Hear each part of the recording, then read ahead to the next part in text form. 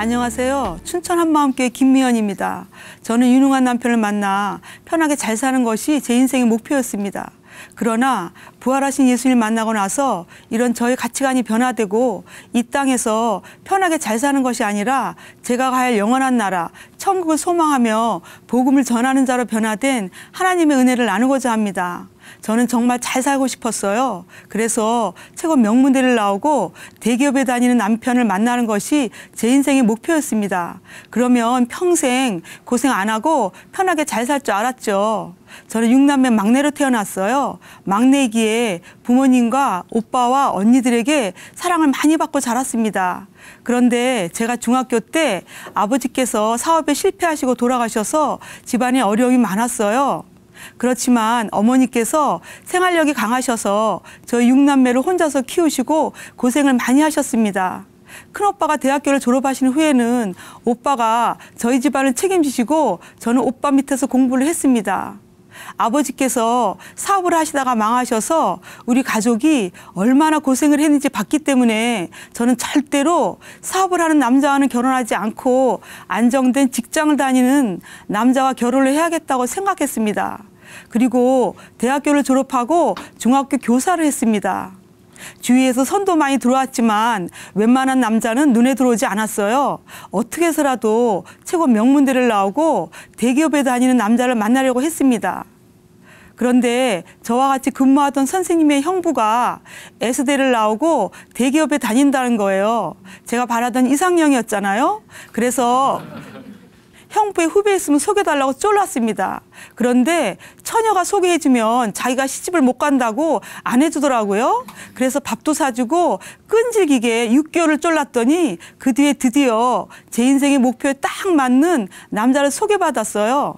그런데 웬걸 이렇게 어렵게 만났는데 처음 만나서 얼마나 실망을 했는지요. 저는 키가 크고 얼굴이 하얗고 눈이 좀 작은 남자를 좋아했는데 그 남자는 정반대였어요. 키가 작고 얼굴은 까맣고 눈이 얼마나 큰지 가슴이 철렁 내려앉았어요. 6개월을 쫄라서 겨우 소개받았는데 이 일을 어떻게 하나 고민하다가 그 소개해준 선생님한테 미안해서 몇 번 더 만나보자 생각하고 만나다 보니 시집가면 고생을 안 하겠다는 신뢰가 생겼습니다. 특히 제가 그렇게 원했던 최고의 조건을 가졌잖아요. 1년 뒤에 결혼을 했습니다. 결혼 후에 남편은 미국으로 유학을 가게 되었고 4년 뒤에 박사학위를 마치고 공부한 학교에서 영주권도 주고 교수 자리를 준다고 지도교수에게 제안이 들어왔어요. 그 당시 남편은 유학생 중에서 최고로 인정을 받았거든요. 남편은 교수가 되고 싶어 했지만 아니 한국에 가면 남부럽지 않게 잘 살 텐데 언어가 통하지 않는 남의 나라에서 왜 사나 싶어 그 좋은 자리를 뿌리치고 한국으로 나왔습니다. 대기업의 연구원으로 스카웃이 되어 좋은 조건과 최고의 월급을 받았습니다. 한 번은 남편이 연구팀과 개발한 제품 때문에 뉴스와 경제신문에 나오기도 했고요. 그때는 정말 남부럽지 않게 살았어요. 사모님 소리를 들으면서요. 저는 딸만 둘인데요. 20대의 제 인생의 목표가 유능한 남편을 만나는 것이었지만 그 후에 목표는 두 딸들을 최고 명문대를 보내서 사자 들어가는 남편을 만나게 해주는 것이 제 인생의 목표가 되었습니다. 제가 오죽하면 딸들이 유치원이나 초등학교 다닐 때 누가 우리 딸들이 좋다고 하면 얘, 너 의사 돼야 돼. 그래야 만날 수 있어. 이렇게 말했어요. 무엇을 시켜야 시집을 잘 갈까 생각하다가 예능을 시켜야 시집을 잘 보내겠다 싶어서 큰딸은 첼로에, 둘째 딸은 미술을 시키고 최고의 환경과 최고의 교육을 시키기 위해 남편은 수원에서 근무하는데 서울로 이사를 해서 그 유명하다는 예술학교에 보냈습니다. 고액의 가해와 유명하다는 교수한테 레슨을 시켰고 모든 돈을 두 딸의 교육에 쏟아 부었어요. 가랑이가 찢어졌습니다. 저는 모태신앙은 아니지만 어려서부터 교회는 열심히 다녔어요. 기도원에 가서 3일 금식도 하고 붕회도 엄청 다녔어요. 헌금도 열심히 내고 새벽기도, 철야기도, 여전도에서 봉사도 열심히 했습니다. 기도응답도 많이 받았고 영적 체험도 해봤습니다. 교회를 이렇게 열심히 다니면서도 하나님의 존재에 대해서는 별로 고민해 보진 않았어요. 의심하지 않고 믿는 거라고 해서요. 저는 그래서 제가 믿음이 아주 좋은 줄 알았어요. 교회 다니면 집안이 잘 되고 돈도 많이 벌고 자녀가 잘 된다고 하길래 열심히 다니며 봉사했습니다. 자녀들을 정말 잘 키우고 싶었거든요. 교회에서 듣는 모든 말씀은 이 땅에서 복받는 말씀으로 연결시켰습니다. 구약에 여호수아와 이스라엘 백성들이 여리고성을 점령하기 위해 여리고성을 돌잖아요. 저는 이 말씀을 큰딸이 대학교 갈 때 적용시켰어요. 밤에 여리고성 기도한다고 그 유명한 여자대학교에 가서 수희 아저씨의 눈을 피해 일주일 동안 그 학교를 뺑뺑 돌았어요. 하나님께서 불쌍히 보셨는지 정말 큰딸이 그 대학교에 특차로 입학을 했습니다. 어찌나 기쁘고 감사하던지요. 역시 열심히 신앙생활 했더니 복 주시는구나. 제 신앙에 자부심이 생기더라고요. 또 둘째 딸은 어려서부터 그림을 아주 잘 그렸어요. 그래서 주위에서 인정을 받았고 화실 선생님께서 최고 명문대는 문제없다고 했으니까요. 저는 이렇게 제 인생이 고속도로 달리듯이 쭉 잘 풀리고 잘 살 줄 알았어요. 그런데 한국에 IMF가 터졌어요. 저는 그래도 걱정을 하나도 안 했어요. 남편은 최고의 학벌과 최고의 직장을 다니고 있지. 저는 교회 열심히 다니지. 봉사도 많이 하고 있지. 대한민국의 모든 사람이 다 명퇴해도 남편은 괜찮을 줄 알았죠. 그런데 웬걸 IMF 터진 지 2년 뒤에 남편이 명예퇴직을 당한 거예요. 저에게 너무나 큰 충격이었어요. 남편이 일찍 명퇴한다는 것을 꿈에도 생각을 못했거든요. 하늘이 무너지고 땅이 꺼져버린 것 같았어요. 내 인생이 이제 끝장이 났구나. 저 아이들을 어떻게 공부시키나 정말 죽고 싶더라고요. 아니 교회 다니면 어려운 일이 없고 일이 모두 다 잘 풀린다고 하는데 왜 이런 일이 생기는지 모든 원망이 하나님께 갔습니다. 정말 하나님이 계신 건가? 하나님이 살아계시다면 직접 만나서 따져보고 싶었습니다. 저 아이들을 어떻게 공부시키나 고민하다가 한국에서는 체면도 있고 해서 미국으로 가서 무슨 일을 해서라도 두 딸 공부시키면서 살아야겠다는 일념으로 그냥 보따리를 싸가지고 미국으로 갔습니다. 그런데 미국 생활은 만만한 것이 아니었어요. 일단 비자 문제가 있고 한국에서 정말 편하게 살다가 육체적으로 막노동을 한다는 것은 너무 힘든 일이었어요. 처음 잡은 일이 식당에서 닭을 썰고 설거지를 하는 일이었는데요. 첫날 일을 하고 났더니 온몸이 부들부들 떨려서 운전을 못 하겠더라고요. 차 안에서 얼마나 울었는지요. 너무 서럽더라고요. 내 인생이 하루아침에 밑바닥 인생이 되었구나. 아무 희망도 없고 소망도 없는 멀리 남의 나라에 와서 내 인생이 쫄딱 망했구나. 더구나 말도 하나 안 통하잖아요. 완전히 바보가 된 것 같았습니다. 또다시 하나님께 모든 원망이 갔습니다. 하나님이 살아계시면 왜 나에게 이런 고통을 주시나.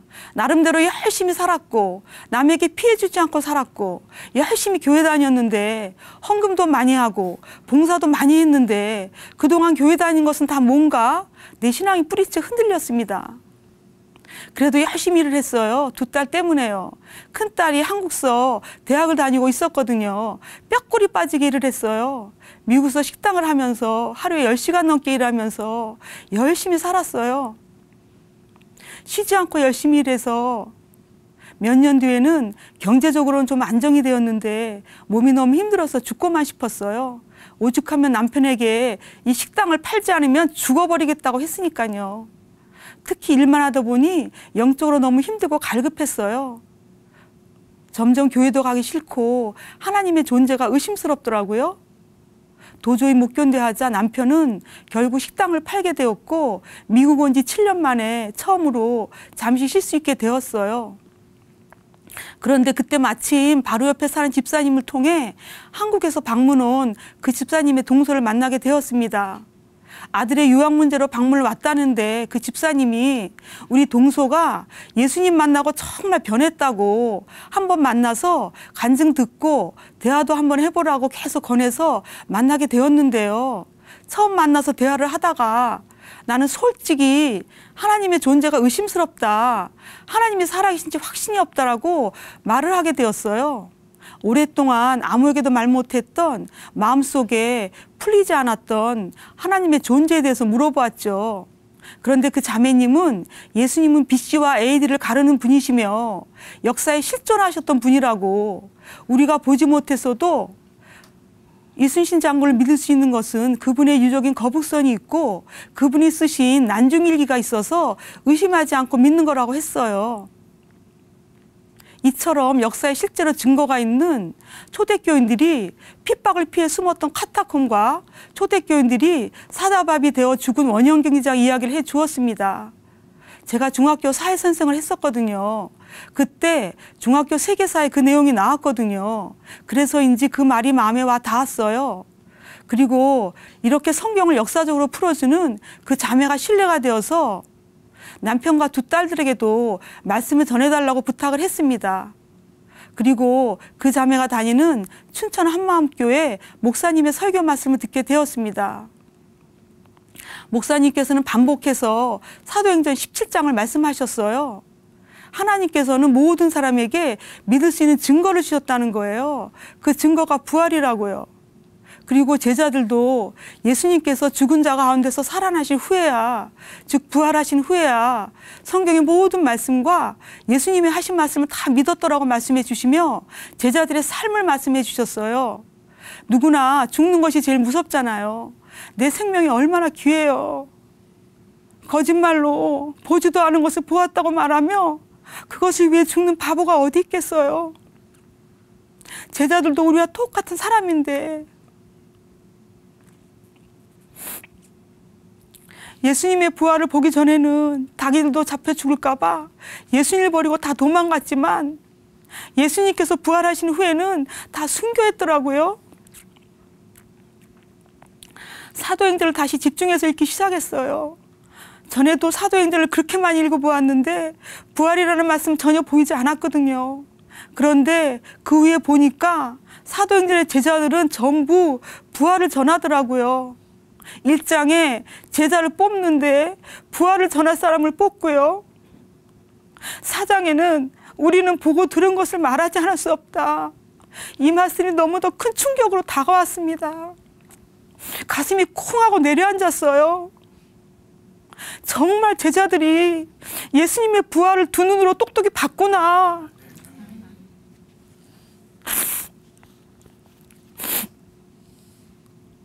예수님은 정말 부활하셨구나.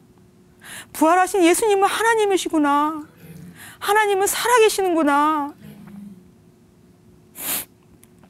제 가슴이 무너져 내렸습니다. 하나님께서는 우리에게 믿을 수 있는 확실한 증거를 주고 가셨구나. 이렇게 확실한 증거를 주고 가셨는데도 이분을 믿지 않고 내가 주인 된 자가 얼마나 무서운지요. 이 세상에 어떤 죄보다 제일 무서운 죄는 예수님을 믿지 않는 것이더라고요. 저는 평생을 교회 다녔지만 입으로만 주여 주여 하는 자였습니다. 겉으로는 거룩한 척하고 교회를 열심히 다녔지만 예수님을 믿지 않는 자였습니다. 내가 주인 되어서 내 인생이 내 것이고 남편의 인생이 내 것이고 자녀가 내 것인 줄 알고 내가 계획하고 내 뜻대로 살아서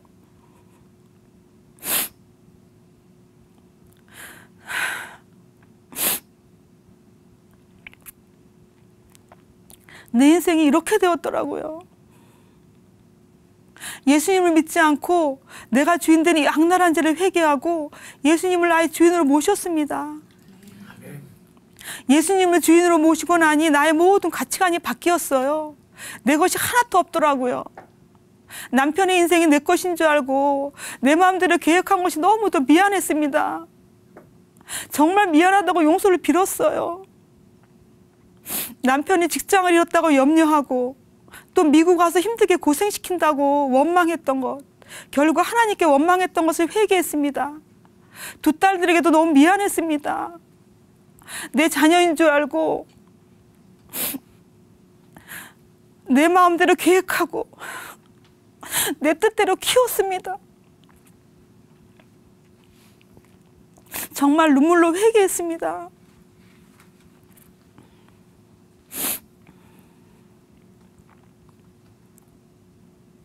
미국서 식당을 하면서 남편하고 정말 많이 싸웠어요.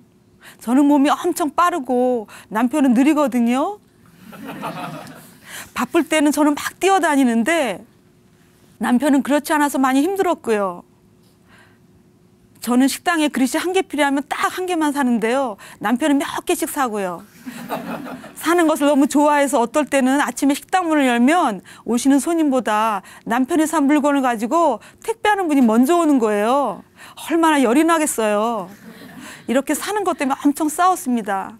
그런데 예수님을 주인으로 믿고 나니 남편에게 하는 것이 주님께 하는 것이더라고요. 그리고 한국에서 잘 나가던 사람이 미국 와서 힘들게 고생하면서도 불평하지 않고 열심히 일을 하는 것을 보니 너무 고맙고 감사하더라고요.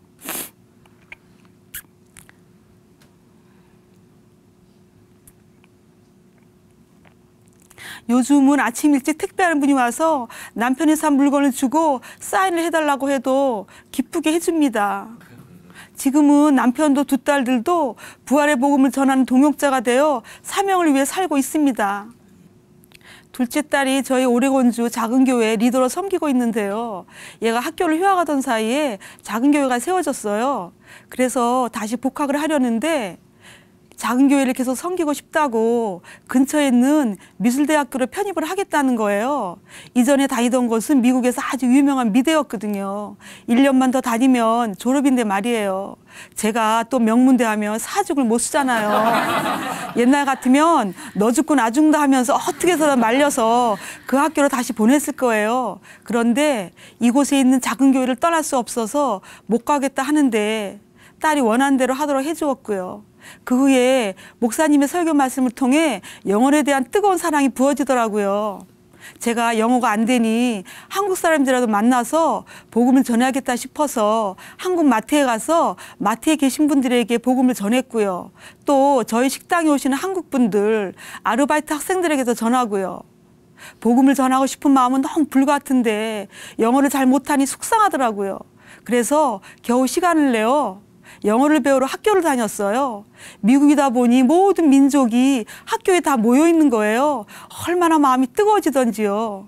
한국에서 온 유학생들을 집에 초대해서 점심을 해주며 복음을 전하고 영접 기도도 같이 하고요. 멕시코와 아프리카에서 온 학생들, 이라크에서 온 무슬림 여학생들에게도 복음을 전해 주었어요. 또 수업 시간에 영어 선생님과 15분 대화하는 시간이 있었는데요. 그분에게 마음껏 복음을 전했습니다. 이렇게 열심히 전해도 양육이 잘 되지 않더라고요. 그래서 하나님께 간절히 기도했어요. 양육할 수 있는 영어를 좀 보내달라고요. 하나님께서 그 마음을 보셨는지 저희 식당에 멕시코 종업원들을 지체들로 붙여주셨어요. 그들은 영어도 잘 못하고요. 한 명은 스페인어로도 글을 잘 못 써요. 옛날 같았으면 속으로 무시했을 거예요. 그런데 이들이 얼마나 귀한지 이들과 함께 한 몸 된 지체가 되었다는 것이 천하를 다 얻은 것 같이 기쁘고 감격스러운 거예요. 음식을 준비해서 멕시코 지체들 집에 가서 작은 교회 예배를 드리고 있습니다. 귀한 영혼들을 보내주셔서 멕시코를 품게 하셨습니다. 2년 전에는 한 형제가 고향으로 돌아갔어요. 그 형제가 얼마나 보고 싶은지 딸과 함께 그 형제가 사는 멕시코를 다녀왔습니다. 빗물에 밥을 지어 먹는 아주 시골 동네라 많이 불편하고 힘들었지만 그 형제도 만나고 형제 가족들과 동네 사람들에게 복음을 전해줄 수 있어서 너무 기쁘고 감사했습니다. 몇십 년을 교회 다닌다고 했지만 사람을 만나면 보이는 것으로 그 사람을 판단했습니다. 물질, 학벌 이런 것이 제 관심사였는데 지금은 영혼에 대한 뜨거움을 주셨고 예수님 믿냐고 물어보고 예수님 믿지 않은 영혼을 보면 너무 마음이 안타깝고 마음이 급한 거예요. 그래서 무조건 복음을 전해줍니다. 저는 영원한 것을 보지 못하고 이 땅에서 편하게 잘 사는 것이 제 인생의 목표였어요. 돈이 많아야 하고 좋은 대학을 나와야 하고 좋은 직장을 다녀야 되고 자녀가 사자 들어가는 남편을 만나야 제 인생이 성공한 인생이라고 생각했습니다. 그런데 부활하신 예수님을 만나고 나서 영원한 것을 보게 하시고 제 인생의 모든 가치관이 바뀌었어요. 인생의 승부는 이 세상 것으로 나는 것이 아니었어요. 돈이 없고 못 배워도 명예가 없어도 자녀가 세상적으로 좀 부족해도 예수님을 만나는 것이 최고더라고요. 저는 제 인생이 쫄딱 망한 인생인 줄 알았어요. 그런데 제가 부활하신 예수님을 만난 것이 최고의 축복이며 최고로 성공한 인생이더라고요. 이제 남은 인생 주님께서 주신 사명을 감당하며 제자 양육에 올인하며 살겠습니다. 감사합니다.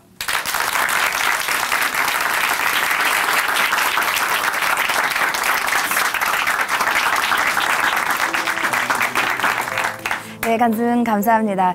역시 진정으로 성공한 인생은 부활하신 예수님을 만나는 겁니다. 그렇죠, 여러분? 네.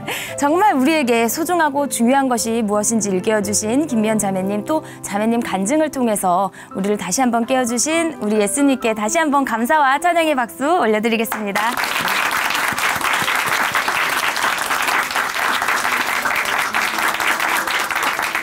하나님으로 인해 변한 삶의 고백이 있는 간증 프로그램 오직 주만이, 오늘은 여기까지입니다. 지금까지 함께해 주신 춘천 한마음교회 성도님들 그리고 시청자 여러분 감사드립니다.